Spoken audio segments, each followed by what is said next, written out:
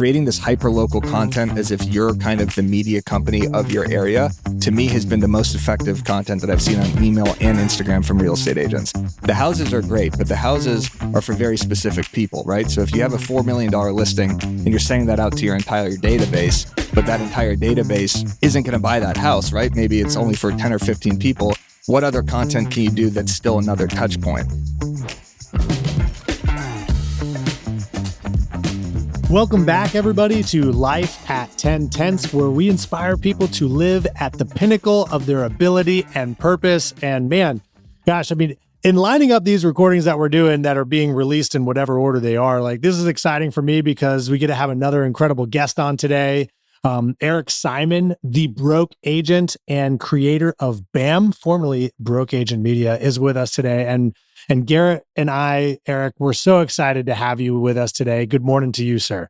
Good morning to you. And like I was saying before the podcast, it's an honor to be back on your show. It's been about 5-6 years. You were one of the first podcast interviews that I ever did when I first started the Broke Agent. So it's kind of come full circle now, and it's fun to be back. Well, dude, it's so excited to see you on in this venue again. I know we've chatted on the phone and all that stuff since then, and that was so much fun to do. That was like when the Broke Agent was. I mean, you weren't like super new then, but it was in the early stages. It was before the book came out, which was really cool. I remember that. I actually still got that on a shelf somewhere in here too. Yeah, you're the only one. Right there. There it is. Commission Impossible. Yeah, there it is. Just using it as firewood. I have 2 Commission Impossible books under my computer right now, propping it up. So all the sales that didn't happen are all in my repurposing. It is a sturdy book. Repurposing. It is a sturdy book, exactly. And Garrett, good morning to you too. Good morning. Well, I'm happy to be here also. And Eric, I've heard so many great things about you and watched things that you've done, what you've put out there. And what I'm excited is this is following up another interview that we did with Luca, which was, about talking about branding and building a brand, and you're an expert in it. And I think what's going to be fun in our conversation today is being able to go down that pattern that a lot of agents go through of trying to figure out their role in this industry and how they make a name for themselves and how they grow. And you accidentally perfected it being frustrated and got down the path of where you're at today to what you're now growing on a much bigger level. And I think you have so much to offer, and so many people can learn from your journey of being authentic and leaning into who you are. And so I'm excited to dig in further here and learn more. Well, excited to be here. Hopefully I deliver. Hopefully I could follow up Luca. I know that you're going to bring the heat, and why don't we dive right into just a little bit of the journey here for the people who don't know kind of the burnout rate in real estate is such that there are a lot of people out there who know BAM, but may not know the beginnings of the Broke Agent. So just tell us the story of going from launching a meme account, what motivated you to do that, to now breaking news with your media company. Yeah, it's been a long journey. I remember since starting the Broke Agent, I always look back and be like, it's only been 6 months. It's only been a year. It's only been 12, or it's only been 18 months. Like I'm still at the very early beginning of this entire thing. But now I'm 10, 11 years into this real estate / media company journey. But I started the meme account in 2015. And I got my license in 2014. So I was the receptionist at a brokerage in Beverly Hills called Hilton and Highland.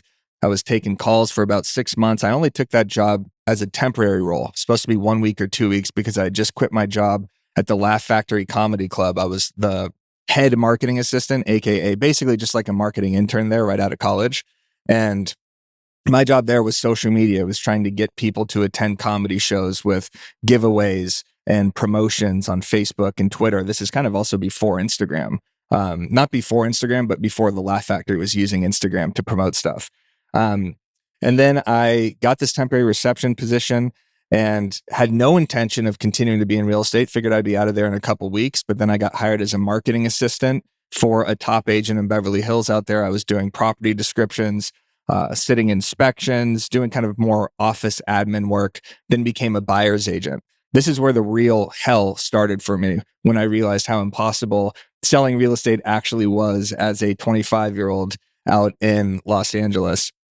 I was sitting dead open houses every Saturday, every Sunday, every Tuesday. And this is a completely different market than it is now, or it has been the last 4 years, where properties would sit for 60 days, 90 days, 120 days, especially the luxury properties. So they'd basically sick me on these properties where maybe one or two people would come in.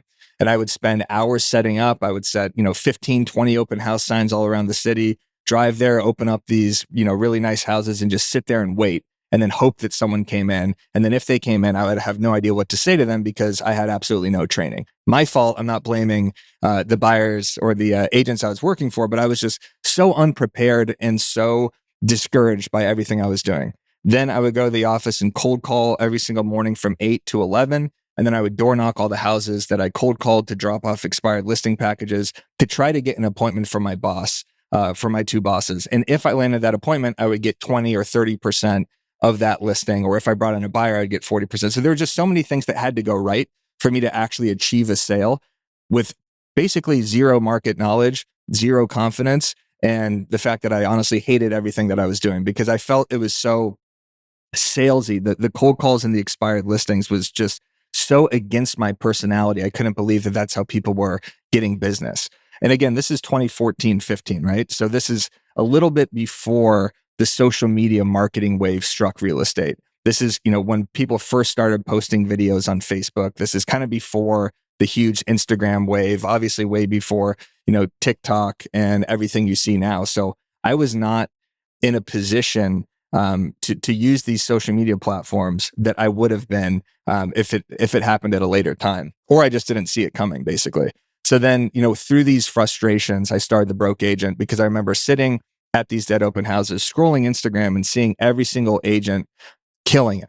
They were top producers. They were luxury brokers. They were posting motivational quotes. They were all wearing suits. They were taking selfies in front of cars. And I was like, who are these people? How is this possible that every single person I see is killing it? Am I the only one in real estate history that is thinking like this? Am I the only one that sees all these awkward interactions and doesn't know what to say to the buyer's dad or struggles opening a house or puts the open house signs out the wrong way, like making all these stupid mistakes?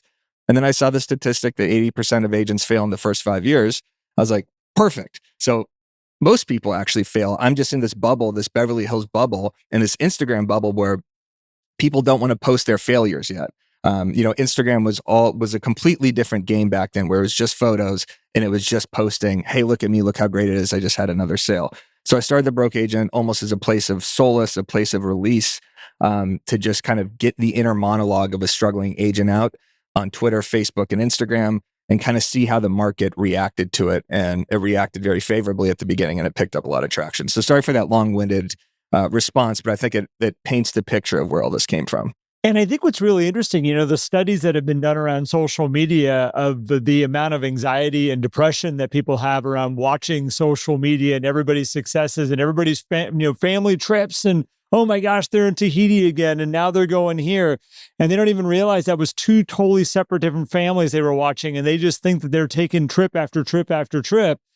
The real estate world in general, all those successes and all those things that everybody formulates and puts together isn't always the truth either. And so those people that are lightly struggling that are going, what about me, are just getting beaten down and beaten down and beaten down by something that's not even the truth sometimes.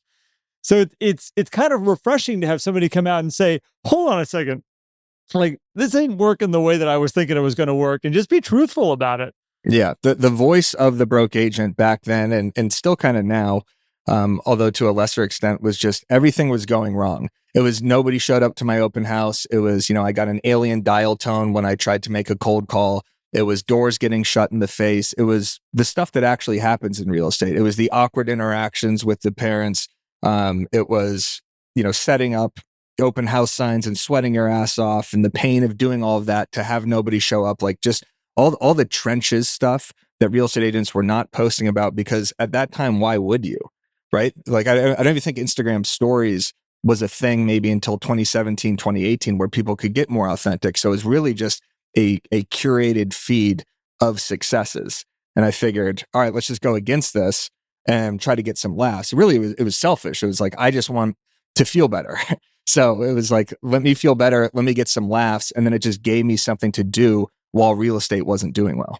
So at what point did you realize then, because your outlet turned into an outlet for others, because that same time, $1 Million Listing was in it, whatever season that it was in. And so everybody wanted to be, Ryan Serhant and Frederick Eklund on Instagram, right? And so that's what they were doing. That's what they were trying to post and create. And then along comes the broke agent to not only create an outlet for you, but also for others, where you'd be like, yeah, that's what it is like when you're out there and it's 100 degrees and you're putting out open house signs. That's what it feels like. And while maybe some people would be like, yeah, but that's such a negative like perspective. It's like, but that's what's really going on behind it. And if we don't acknowledge that stuff, how can we focus on the stuff that's also good as well? So when did you start seeing that, like, hey, actually people are using what my outlet as their outlet, and now let me expand this just beyond memes? I think the comment section is really what showed me the mass appeal to this. Is on Instagram, especially, it's more of a safe space for realtors to comment, because the algorithm doesn't work like on Facebook, where if you comment on something, a bunch of other people, could see, that post. Basically, it's kind of working like that now. But back in the day when you would comment on Instagram, it was very private. You wouldn't see like, oh, Matt Benelli commented on the broke agent page unless you followed the broke agent and went to that specific post. So you saw a lot of people just releasing how they felt in the comment section and saying like, oh my God, this is exactly how I feel. And when I started to see that, I was like, oh, there's a huge community of real estate agents, even the professional agents that are crushing it, that feel this exact same way. So I actually got support from the Tom Ferrys, the Ryan Serhants, these big accounts very early on, that said that either would reshare the content or comment on under the post to actually kind of encourage me that this is not just a thing that's only for broke agents, right? Initially, I thought this has to be for agents that are struggling like me. But then I realized, no, every single top producer has these little interactions, has these anxieties, and has had these problems as well. So that's when I realized that it definitely had potential, but just didn't really know what direction to take it in. I thought this has to be a blog. So I started thebrokeagent.com right when I started all these Instagram handles, Facebook, Twitter, Snapchat, Pinterest, I think even LinkedIn, because back then also in 2015, the goal was get as many people to your website, right? It was kind of like BuzzFeed style. It was Barstool Sports. I always kind of saw that as, like a goal to reach, or it was Elite Daily back in the day, which was the voice of millennials. It was all these blogs that you wanted to get traction, collegehumor.com. And I was like, okay, this could just be a funny place to have blogs and videos, which it has kind of become, but that was the initial goal of it, with no monetization strategy or anything like that in mind. It was just, how do I keep creating content? How can I turn an Instagram post into a YouTube video? How can I turn a YouTube video into an Instagram post? How can I make blogs? But honestly, like Luca really helped with this. In 2018, 2019, he came out with, I want to say, a Instagram hashtag ebook. And I was like, oh, like I know about hashtags. I know how to do Instagram strategy. And so we were talking about collabing on an ebook. This is so long ago. And a lot of people, a lot of agents were picking my mind about Instagram strategy, because I realized I do know what I'm doing when it comes to marketing. I do know how to get attention. I do know how to, appease the algorithm, or, what posts to do at specific times. And I was telling a lot of agents how to do this. So I started creating ebooks and guides and content that actually started to help agents, wrapped in with humor, as opposed to just entertaining them. Because that was the side I was always missing, was I just want to make people laugh. This is like the fun content I enjoy creating. But then when I had this entire kind of marketing epiphany that I really do know what I'm doing when it comes to this, and that I could help agents, that's when the brand took a different direction. What was your kind of moment of, okay, I'm attracting people in, but now how do I engage with them? I know some are saying, hey, as I get a post that I put out, I get feedback on, I get comments. Do you have a strategy where, as you create the engagement, you're like, okay, now I got to take it to a deeper level so I can create more communication with this person? How do you respond to the comments on your post? Do you have a strategy around that? Or is that something that just kind of happens? So when I was really focused on growing the account, my responses were to every single comment, no matter what. I figured if someone was taking the time to comment on my page, I would comment back to them. Also, if I commented back with a question, then they would comment back again. It gets you 3 comments for 1 comment. So it's just sparking more engagement. And then I would always try to take that comment into some sort of DM and drive a deeper relationship with people. So I was always having all of these conversations with people in my DMs, but it really became more of a community when I started sharing other posts of other realtors that were creating funny content to my Instagram stories. I think stories is where I started to establish those relationships where people would send me screenshots of text conversations they were having with their clients, or bad real estate pics, or things we see at showings. And then kind of highlighting these different sort of Instagram stories where people would say, oh, I want to submit something. Oh, I want to submit a meme, or I want to, engage with this account on a level that's more than just commenting. So that was the initial strategy, is just now I can actually farm content from the followers because everybody is having something crazy happen to them. And then it kind of, warped the thinking of agents into, oh, I could start creating funny real estate content, right? And I'm not saying I pioneered this at all. I'm just saying that a lot of agents, once they start seeing, oh, the broke agent does it, lighter side of real estate does it, actually agents does it, a couple other agents are starting to work funny, authentic humor into their content, they could start doing it. I don't know if that answered the question necessarily about strategy. Well, I think, so many people just put content out and they think because they have content just going out there, but then when they actually get the response back that they're looking for, they just let it sit there. They don't do anything with it. And it sounds like you answered it perfectly. You had a strategy around it that then grew into something bigger that you weren't initially planning on. I also take note of, to further answer that question, of content that has performed well to make sure to replicate that content. So if I post a specific concept that's, Luca, for example, has the white BMWs, or, the agents taking selfies, or the motivational quotes, or the buyer's dad at inspection. Like we have these kind of, 15, 20 different captions or things that work that we take active note on and say, oh, this concept really worked on Twitter. So let me post it to Facebook, see there, maybe I could workshop a little bit, test it, see what the comments are like there. Maybe if someone comments something funny on Facebook, I could use that as the caption because that's probably funnier than something I even initially came up with. So I like to kind of test content on different platforms and use Instagram as kind of the mecca for, where the finished product's going to be. And then repeating old content that's performed really well in the past too. So I'll look back on Instagram reels that I posted in 2020, 2021, add a different audio to it, add a different caption to it, do something with it, because if it performed well in the past, it's probably going to perform well in the future and hit a different audience, because there's so much turnover in real estate.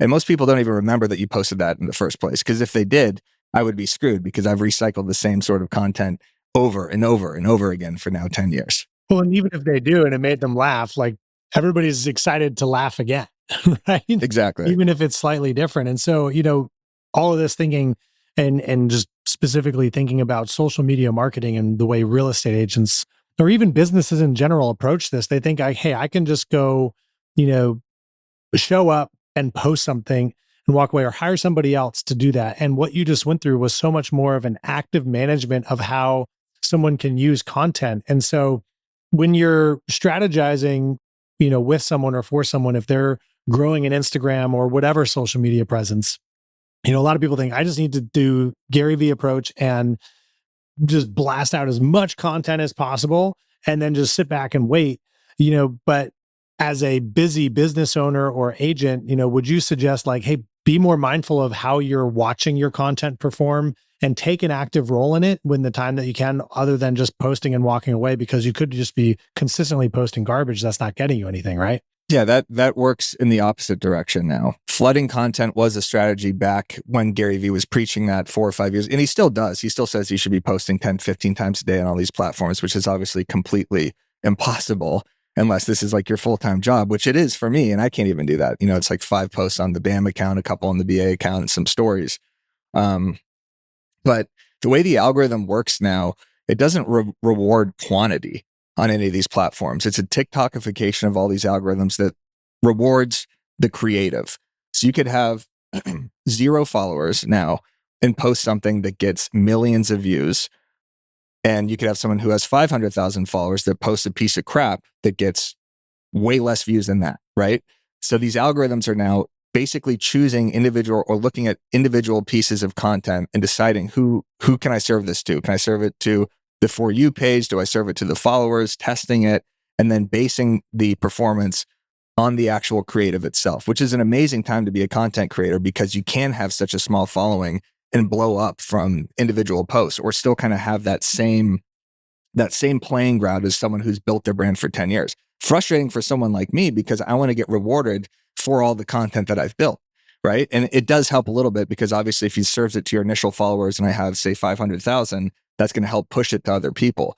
But to answer your question, quality is so much more important than just pumping out content. If you just pump out content and ghost and you don't respond back to people, you're not seeing the feedback that your content is getting, you're not auditing yourself, then you have no idea what's working. You're basically just wasting time. One thing we do at BAM is every quarter, we do a content audit. We look at our YouTube page, we look at our MailChimp, we see the click-through rate, we see what titles are working, we see what thumbnails are working, we look at our Instagram account and say, is this content actually converting? Are we actually getting emails out of this? Are we just throwing up shit just for the hell of it, just to say that we posted 5 times per day? That doesn't do anything. You need to create content that actually converts and that actually has some sort of return. So check your insights after every post. See, why did this post get more shares? Why did this post get more comments? And check your insights on YouTube, MailChimp, Facebook, everything, and just really see what is working, stick with what is working, and then get rid of the posts that aren't working. I think it's you'd mentioned that this can very easily turn into a full-time job, and I have been tiptoeing more and more into social media as I'm growing here, and that's one of my biggest things I come into is like you very easily can open up enough platforms and enough spaces that it is a full-time job that you're just doing this stuff all the time. And I'm actually grateful and I'm thankful that it's turning into a quality type of thing where you can throw some things up, analyze what's working, analyze what's not. And I don't, what you said a second ago, which is, and I don't know how you said it. You said duplicating others or repeating what's working for others out there. I don't think that's done enough. Everybody's trying to be so darn creative in their own space that it's like, look around you. There's so many clues of what's working and what's making an impact right now that you don't have to look very far to find the stuff that people want to see. Yeah, if you don't consume content, which you should be doing for 30, 40 minutes a day even, you're not going to know what works. You're not going to know what style is working, right? You're not going to know what meme style is working. Is it the green screen style that you use on CapCut? If you are just posting and ghosting and you're never consuming content from other people, you're in your own vacuum and you might still be posting horizontal 4-minute listing videos to Instagram. That doesn't work, right? So you need to see, oh, this is the style that's working. Like there's a reason that Gary Vee and the really good content creators constantly shift the way they're posting video.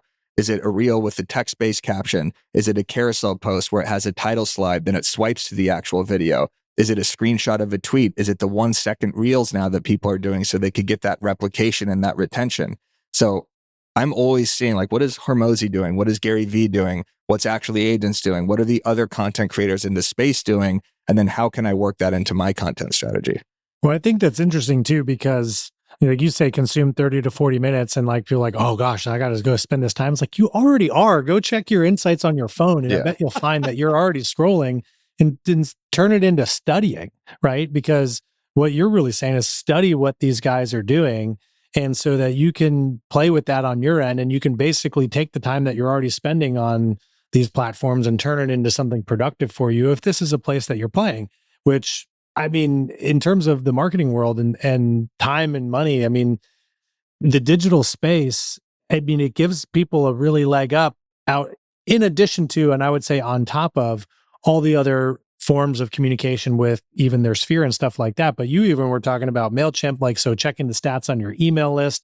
So all of the, what it sounds like you're saying, correct me if I'm wrong, is the principles that you apply to a place like Instagram also apply to all forms of your marketing, because that if you don't know how your email is performing, then how are you going to even be able to create an incredible place on Instagram for yourself, right? Yeah, the email to me is the most important thing that we have, especially as a media company, because we own that database. Instagram, as we've seen, the algorithm shifts every 24 hours. You could get booted from the platform for making the wrong political joke. You could get shadow banned. Your account could get screwed for whatever reason, using the wrong audio. Like there's so many problems with Instagram and TikTok and Facebook that if you rely on these platforms and you put all your eggs in one social media basket, you are really screwing yourself, because these platforms go away. Your followers can lose attention. You could piss off the, algorithm gods, as I like to say it. Email, you own that database. It gets delivered every single time. For us as a media company and as real estate agents or the audience watching this, people open their emails, right? That is still, it's such a more intimate form of communication. If you could write good copy and you can embed your Instagram post in a blog post that you put in your email, that's such a better way to communicate with someone than to actually just see someone try to capture their attention for 1 second on Instagram, and maybe or maybe not, they actually click on it or create action on it. I want to say like 60-70% of our website views right now, because we're an early media company, comes from email. So my entire strategy on Instagram and Facebook and TikTok and everything right now is getting that data, getting the email address so that we could send them emails and so that we could actually show up with our content that's extremely useful for them. And the Instagram posts are just like the teaser to the actual long form, which builds 10 times more trust. With a long form YouTube video or a blog post or an email where they really get to know the brand or get to know the agent and respect that process a lot more. So, Eric, let me ask you this, because I have been somebody that has actually been downright negative on email for many, many, many years. I've been trying to get them on board with email. I know. for a Well, long time. I'm coming around. But Email, the new concept. Yeah. Exactly. Well, and the reason for it is my email is like damage control. Like when I go into my inbox, like I am literally trying to survive for the time that I'm in there to get it figured out, to the point that I'm looking at outsourcing it all, because I'm like, I just can't handle the inbox. But what's interesting is that what I'm learning, and I'm learning a lot right now from people like yourself and other people that I'm hanging around, that there is an incredible amount of power in the email databases that we can create and the amount of people that we can bring in. But I also find that you got to be very, very, very careful with that type of database, is what I'm learning, and what I think I'm understanding. And I'm curious to get your insight on this, is that it does have a high open rate. You can bring value into people's world, but you can also hurt that relationship by just dropping junk into their inbox all the time, where all of a sudden the ease of somebody saying, I don't want to receive anything from that person ever again, is easy as a push of a button, which is my favorite button. Right. Well, yeah, I think the solution to that is just don't send crap to people, right? Like very, very Yes. simple. If you're an agent and it's the 4th of July, I use this example all the time. You just send a happy 4th of July email to people with a static graphic with a Remax branded firework. No one cares, right? That's just Luca. Luca just used the same. He got that. He got that from me. He better cite his source. I cited him a couple times with the ebook. Luca, if you're listening to that, I need a bibliography every time you open your mouth. Then, if that's the case, no, he I'm just kidding. ripped you off, just so you know. But it's okay. We say the same things. We're creating the same content. We're talking to the same audience. So we get a lot of information from each other. Luca, I'm just kidding. I love you. But you're spot on with this, because I like the time change emails, the things that are just like it is a waste. And I think this is where I think why Garrett's been tainted, because 20 years of coaching real estate agents, you can imagine what his inbox looks like from all of these real estate agents that he's connected with. I mean, you like breathe near a real estate agent and all of a sudden you're on their email list for life. So like what is the content that plays in an email from an agent today? I mean, I'll tell you just from our perspective, like we're so careful with our subject lines and making sure we're not spamming you with useless information. I think just sending just listed and just solds and listing descriptions is not ideal. The best agent newsletters that I've seen have some personality in it. There's a guy named Shane Bergman who gives his listing updates. He gives his perspective on the market, whatever's happening that week. And then he drops a little line about what's going on in his life or places that he's been in his community, water parks that he's visited, coffee shops that he's visited, creating this hyper-local content as if you're kind of the media company of your area, to me has been the most effective content that I've seen on email and Instagram from real estate agents. The houses are great, but the houses are for very specific people, right? So if you have a $4 million listing and you're sending that out to your entire database, but that entire database isn't going to buy that house, right? Maybe it's only for 10 or 15 people. What other content can you do that's still another touch point? And it's creating that local content. And I hate saying the digital mayor because everybody says that, but it is true. Like there's a guy named Ken Pozak, who everybody listening to this should go follow. He has a media company called the Orlando Reel.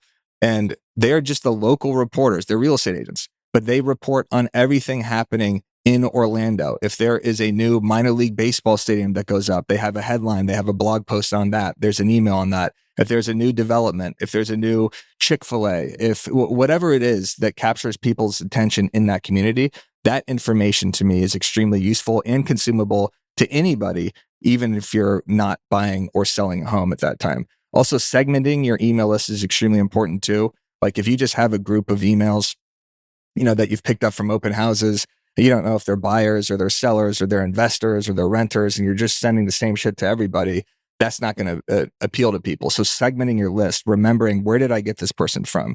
Is it from a cold call? This is how I got their email. Okay, they're listed interested in these properties. Then you send them a specific sort of content. Same thing with our BAM media company. We need to do a way better job at this, because we have the Viral Agent newsletter, which is just marketing specific. We have the Byron Lazine newsletter that's kind of housing data, real estate news. And then we have our BAM daily newsletter, which is a compilation of all of our blog posts and podcasts. But our open rates on the specific newsletters are, not 2 or 3 times higher, but let's just say 30-40% higher, because that's what that list really wants. You want marketing tips for real estate agents, you sign up for the Viral Agent. You want the daily news, you sign up for the Byron Lazine newsletter. So there's a lot of different ways to make sure that open rate increases, and that you're not just hammering people's inboxes with useless information. You made the comment about, like, if you send it just listed or just sold through an email, you really have got about maybe 10% of that market that's going to be, okay, that even pertains to me. I'm even curious about it. And I think having this mindset of, if I'm going to send an email, it needs to hit, at least have value in there for 90% of the people that are potentially going to open this thing. Because if you're missing that mark, over time, all I have to know is when that email comes in, it doesn't have any value in there for me. And then it just turns into one of the ones that are in my inbox. And then it's just filing it out every single time. And you got to be really specific with your copywriting too. So when I say audit your content, you go into your MailChimp and you see, why did this email get 10% more opens than this one? Or why did this email get more clicks? Should I have less copy? Should I have more copy? Should I only have one call to action? Am I giving them too many options, like a menu, to where I'm not directing them to the specific place I want them to go? So if you want them to attend a buyer seminar, but you're just listed and you're just sold, and a little blurb about the new Chick-fil-A, and then you have your seminar there, then you're giving them analysis paralysis where there's too many things in your email. So we're trying to do more emails that are just text-based, that have a specific call to action, that's kind of shorter, really poppy subject lines, but just value, value, value. Here's the call to action. But obviously we're a media company, so we're trying to get clicks on our blogs and our YouTube videos. But if you're a real estate agent, you're also a mini media company, and you should be trying to get clicks on your blogs and your YouTube videos, and embedding your Instagram into your emails to potentially get more views there as well. Yeah, I think the goal as an agent or any business is to turn those clicks into conversations, right? And so if you have content that gets people interested, now you have another conversation here, another conversation there, a text message here that all of a sudden turns into, oh, by the way, let's do some business too.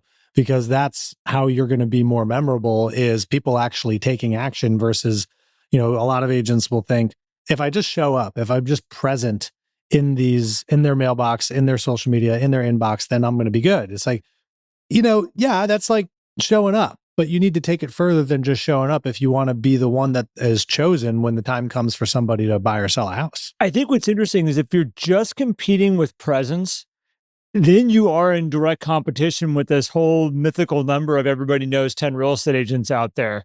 If you can bring value, if you're actually showing up and bringing value, you've shortened that race down to a very small amount of people that you're actually in real competition with. So I think it changes the game a fair amount. Yeah, absolutely. And then another tip with your emails too, you could ask for replies. So, reply to this if you're interested. Like, we started to do this in some of our emails too, and it just improves the health of that email list and actually starts those conversations. So most emails are so passive, you're just trying to get someone to click on something. But if you actually ask for a reply, almost like asking for engagement in the comments section, or trying to get someone's opinion, like, what do you think of this Buc-ee's opening up here in Kansas City, something like that, then you actually start that conversation, even if it's not specifically about real estate. It's like having little DMs in your emails, the original DMs.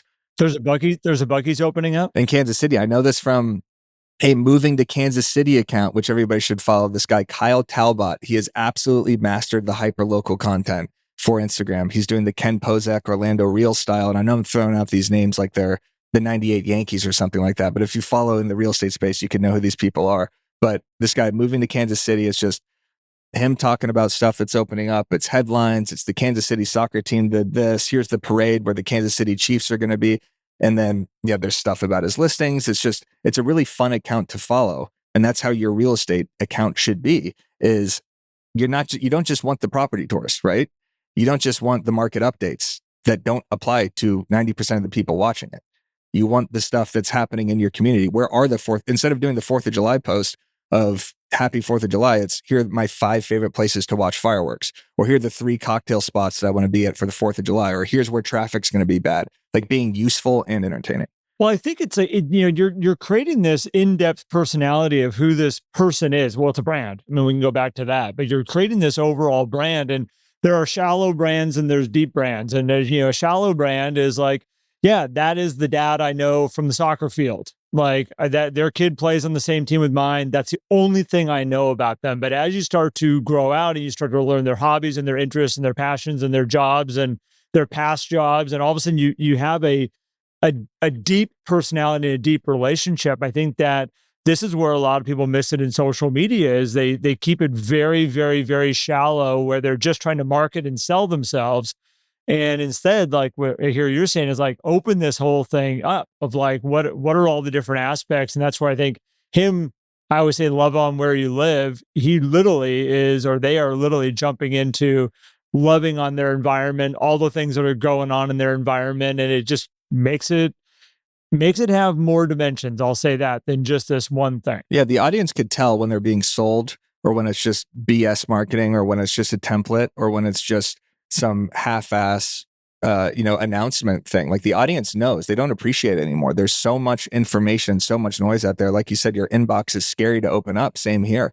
That if you're not going one step above the 9 other realtors that someone knows, and you're not going deep with your captions, with your copy, and really thinking, how do I get this person's attention? How do I personalize these emails to this specific group of people? Then people are just going to tune out and you're just wasting a bunch of time. But it's really fun too. Like, I don't want to make this seem like a lot of work. It's very rewarding. When I get new email addresses, it's the best thing in the world for me.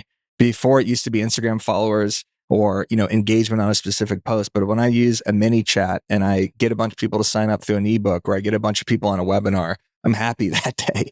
And maybe that's nerdy, but it's really satisfying because as real estate agents, you have so many losses throughout the day. So many things have to go right for you to get that commission check. But when you actually grow your database and you get more followers and you get more engagement and you get more emails or YouTube subscribers, you are growing that potential audience that will buy and sell houses. But that's a really fun thing in your business where you could feel good about yourself saying, oh, that video just popped off. I just got 1,500 views on that. That title really worked. That thumbnail worked. I'm going to bank that. And, now I feel good about myself today. It's such a good point too. If you make it a fun thing to do, the journey, the content creation, I mean, even when you talk about being the digital mayor, that gets you out into the community, talking with people, which will also naturally expand your database as well in terms of also being the person, right? So people will remember you in a different way of support for themselves, local business owners and things like that, which I think is incredible. This is a lot of really good information. I want to make sure we do talk about BAM too, because going from building this incredible, you have this incredible marketing mind, clearly, because I got tons of notes here of okay, I'm going to change my email strategy right now. You've just been sending out happy birthday emails and Merry Christmas, Happy Hanukkah, happy happy Groundhog Day, just 4th every of July weeks. email that's supposed to go. But you also have developed this business mind, and you are building this media company, which you've connected with a bunch of people, and you guys are breaking news with NAR president. I watched the live stream with the EXP CEO the other day. You guys are doing some really incredible things. So tell us about that transition of going from meme account to a media mogul. We'll just use that terminology. Why not? And what that looks like. Well, thank you. It's all because of my partnership with Byron Lazine. So Byron Lazine is the business mind, is the real estate news mind. So this is the number one team in Connecticut, Byron Lazine. I've met him and known him for years at real estate conferences. I always just kind of tagged along with him because he knew everybody, whether it's the Inman conference or the Tom Ferry conference, just super well connected. And we always talked about doing something together. Do we create some sort of course, some sort of training where I could do social media and you could do actual real estate tactics, team building, cold calling, follow-up strategy, CRM strategy, that sort of thing. So that was kind of like the start of just, how do we get the information out of our heads to people in a way that isn't just, me talking about it on a podcast or something. So in 2020, pandemic, that's when I went hard on the broke agent. That's when I said, you know what, I'm all in on this thing. I live in Los Angeles. So for about 6 to 8 months, all the real estate leads dried up. I was writing for cryptocurrency. I was doing sports blogs. I was doing all these different things. I was like, this is the moment right now. All attention is on TikTok and Instagram and Facebook and all these brands. And there's so much humor to be made out of this situation. And podcasting obviously blew up and Zooms blew up. And that's when I really just took it to the next level where I started doing Zooms. I started doing Clubhouses. I started the Over Ask podcast with Matt Leonetti. I started something called BNN, the Broke News Network, which is kind of like an SNL style, 9 to 10 minute YouTube show that we broke down into Instagram Reels or Instagram TV at the time. And I just started kind of building these assets of a media company where I was writing a blog post once a week. I was writing for a company called The Close. I would sometimes publish them to thebrokeagent.com. I started working with Coffee and Contracts to do social media templates and really start monetizing the platform. And then Byron and I were always just talking like, how do we combine our knowledge here? And also we looked at the media landscape and we saw Inman News and we saw Housing Wire and we saw kind of what was going on in the social media landscape of things and didn't really see that evolution that was taking place with other media companies, with sports media companies, where it was clip first content. It was podcast content. It was videos. It was YouTube. It was humor wrapped into content and entertainment. And I just saw, and Byron saw specifically, just content behind paywalls that you can get for free that is just kind of an older model that I thought just isn't really working anymore and doesn't really attract. I mean, I'm sure it's working, but it doesn't necessarily attract the average agent that doesn't want to put in their information, get a paywall, and then get a blog post that you could also read somewhere else. So we were like, this is kind of ripe for the taking in terms of we have the brand with the broke agent. We have Byron, who's a well-established, team leader, business mind. He had a podcast called The Real Word. He also had the Byron Lazine audio show, which was like an interview show. He had a radio show. So we had all these assets. Let's combine them and create a media company that we called Broke Agent Media, called BAM at the beginning. And then we launched with, I don't know, maybe 10, 15 blog posts on the site 2 years ago on April 18th, 2022. And just figured, let's try this, right? Let's combine these assets. Let's create a media company for the modern agent, for the agent of change. Let's create the content that an agent like me, that an agent like him would actually want to see, with creators and personalities delivering this content as opposed to journalists behind paywalls. Let's get actual practitioners, people who know what they're talking about with social media, not someone who's, sitting in a room and not actually posting stuff and just kind of pontificating or pulling stuff from other people. And I'm not talking about anyone specifically. I just mean like, you could tell, right? But I'm doing this stuff every day from a social media marketing standpoint. Byron is an amazing agent and an amazing team leader, and he has amazing connections. So it brought in Tom Toole, Philadelphia Remax agent, Lisa Chinati, #1 agent out in Massachusetts, and all these creators, and Luca actually agents, and Matt Leonetti and Dan O'Neill, and all these people that are really good at their craft to come on this brand and use their voice in a way that attracts more agents in a modern sense. You guys have an incredible team of people. Like you've surrounded you, and this I think all goes back to who is your community. Whether you're building what you're building right now, or you're building your real estate career somewhere, like this all goes back to these incredible relationships you build. You guys have done a great job of bringing it all together as of right now. So just listening to you, that's what I kept thinking about, was like all these relationships you've built over all this time, and now bringing it all into one spot to provide value is just amazing. Yeah, we built the platform basically for the modern agent, for the modern funny agent, for someone who's crushing it in marketing, where before they would have to email someone at some media company to maybe get a blog post, but it's like, oh, you need to, you just create this viral video, come on the Walkthrough podcast or come on the Over Ask podcast, we'll talk about this.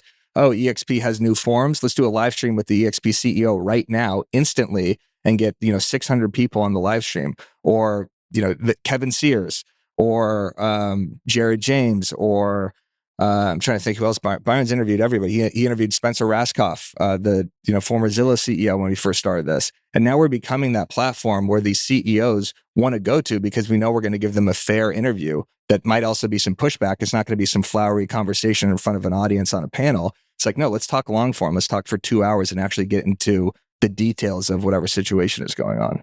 I love it. And I will say, like, the content delivers too. I was on that live stream about the forms, which was awesome. I mean, Byron does deliver like hard questions too. He's like, hey, I want Byron is a journalist. He has that journalist mind too, because he's also just very like even like there's no emotion when he's interviewing somebody. He's like, let's just get to the bottom of it. I mean, he did that kind of like face off with Ricky Carruth that one Yeah. time too, which I thought was quite He entertaining. debated too. an appraiser. He debated Ricky Carruth. We went to Ryan Serhant's office. Like these, and Ryan Serhant said after that interview, he's like, "That's the best interview I've ever done. Like you actually asked questions about my business. It wasn't, oh, do you get leads for $1 million listing, or what was it like starting a brokerage? Not these kind of just layup questions. It was tell me your email follow up strategy as an agent. Very specific questions. So I think that's our advantage. Is also we're unfiltered. We have our free content, and it's just coming from personalities that people want to hear from as opposed to journalists. Yeah. Yeah. It's great. Well, and now you guys are also getting it into the event space as well. Right. Yeah. So you do have an event coming up. Tell us a little bit about that, what's coming up in Vegas and what people could expect from that. Yeah, we threw our first event called BAM Camp back in September. BAM is the best name, by the way, for any sort of branding or events. We've done, I think we're leading the space right now in virtual events. We did BAM Barbecue, where we had 5,000 signups for that. We did BAM Fest, formerly known as BAM Cella, until Coachella tried to sue us for that. But it was basically like, funny music videos, but we had 5 or 6 amazing speakers. And then we had the BAM Pro Bowl, which we had Ryan Serhant at right after the Super Bowl that we have co-hosted with Actually Agents. So we want to lead the space in virtual events. Obviously, out of the pandemic, sparked Zooms and webinars, but we do them in a different way. That's just value plus entertainment. Like every single webinar and virtual stream that we do is kind of must watch for these real estate agents, where they're going to be blown away, being like, "Oh my God, I got more value out of BAM Barbecue, that 3-hour experience, than I did, in 5 years of going to Inman Connect conferences or something like that." And then we have our BAM Camp, which is like a very intimate event. We had about 120 people in Naples, Florida. And then BAM Mania is our big event. That's October 18th in Las Vegas. Matt, I believe you're going. Garrett, would love to have you come there as well. That's at the Circa Hotel and Casino. We have an amazing speaker lineup. Ken Pozek, who I've mentioned multiple times in this podcast, is going to be talking about growing a hyperlocal YouTube channel. Sharon, the president of Real. Ricky Carruth is going to be there. Luke Acree is going to be there. It's just an amazing lineup of actual practitioners who know what they're talking about. And we also have an MC, Derek Gregory, who's going to be doing humor the entire time. So it's almost like a little mini comedy show where he roasts the guests, he roasts the people that are speaking. And it's not going to be your traditional sit there, listen to a bunch of people talk on a panel about why they should be authentic on video. You're gonna go to this conference and be like, holy shit, this is the most I've ever learned at a conference in one day. I watched your video this morning of you walking around Vegas, checking out the venue and checking out kind of what was going to be going on. So I was putting that together with what Matt was sharing and what you shared today. I definitely need to figure out how to get out there. So it'd be amazing to come and be a part of that. It'd be awesome. Yeah. Well, so how do people get out there? How do people get out there? You book a flight to Vegas, Garrett. It's, it's very, very simple here. You just go on Google Flights, book a one way. But bammania.com is where you could get the tickets. We have a VIP section too for the day before if people want to attend an intimate mastermind. Byron's going to be breaking down buyer presentations with everybody there. I'm going to be doing social media audits on all the people where we actually look at your account. We look at your individual posts, and we do this in our BAMX group as well, where we'll literally pull up a post of one of our members and dissect, oh, this hook isn't good enough, or you should have had a text-based hook. This is where you should put your captions. We really walk people through exactly what to do. So would love for anybody listening, come to bammania.com if you want to go to the best real estate conference you've ever been to.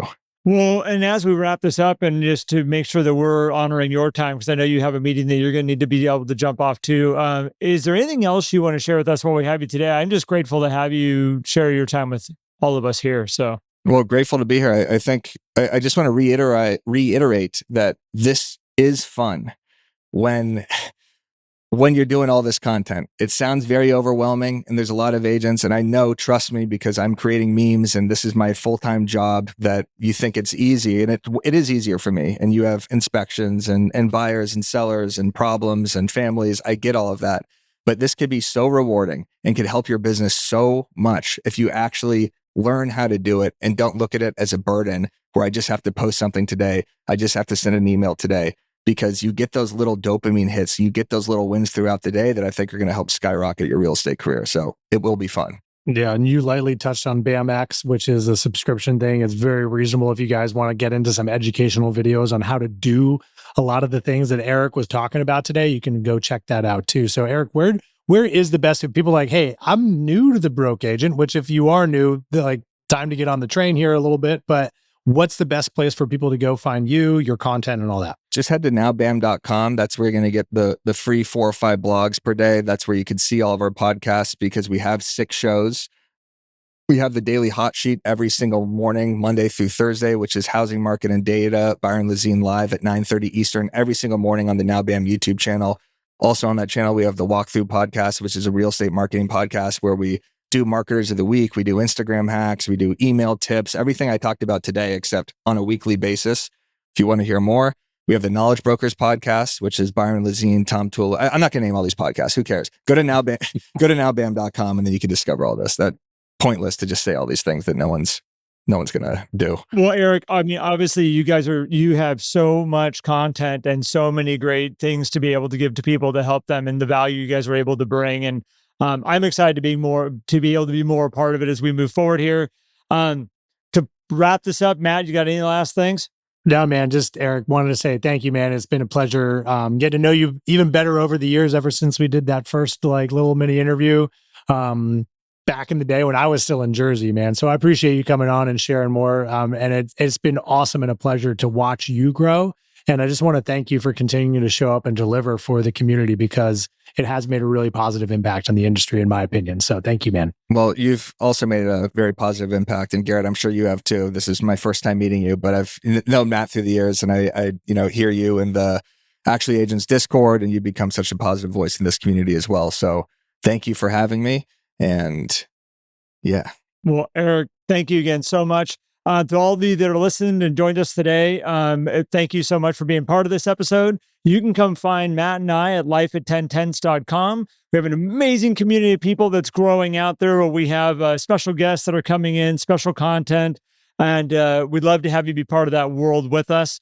And until the next episode, always going to be having great people come on. I'm looking forward to future interviews because I'm really enjoying the interviews, Matt. We have so many great people around us, and to share this time and this energy and learn, I have pages of notes also, so we're going to have to sit down and have some conversations too. Thank you to everybody for tuning in. Thank you, Matt, and thank you, Eric.